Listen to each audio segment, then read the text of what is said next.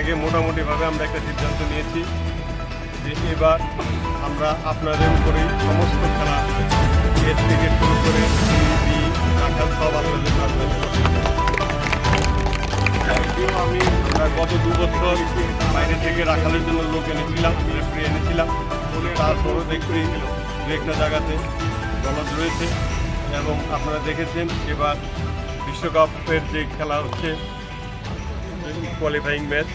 সেখানে ভারত কীরকমভাবে হয়েছে কোরিয়ান রেফারির দ্বারা। সুতরাং ভুলভ্রান্তি হয়, সেই ভুলভ্রান্তিগুলি আপনাদের কাছে শুধু একটাই আমাদের অনুরোধ, প্রত্যেক দিন খেলার শেষে আমি আগে দেখেছি যারা বাদলদা এখানে আছেন, যারা সিনিয়র রেফারি ছিল,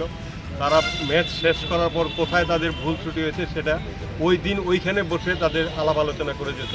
এবং আপনাদের কাছে একটাই রিকোয়েস্ট, আপনারা সেইভাবে করবেন এবং আলাপ আলোচনা যদি করেন আপনাদের ভুল ত্রুটিগুলি নিজেরাই ধরতে পারবেন এবং আগামী দিনে সেই ভুল ত্রুটিগুলি শুধরে আপনাদের সুন্দরভাবে খেলা পরিচালনা করতে পারবেন, এই বিশ্বাস আমার আছে। এবং আপনাদের উপরে সম্মান রেখে, সমস্ত রেফারিদের উপরে সম্মান রেখে আমি এইটা আবার করতে চাইছি যে আপনাদের উপরে আস্থা রেখে আমরা এইবারের পুরো মরশুম আপনাদের উপরে আমরা রাখতে চাই। তবে যারা রাখাল এবং এ ডিভিশন ফুটবল আমার রেফারি অ্যাসোসিয়েশন যারা এখানে আছেন কর্মকর্তা, তাদের কাছে আমার রিকোয়েস্ট, আপনারা একটা টিম তৈরি করে দিন যারা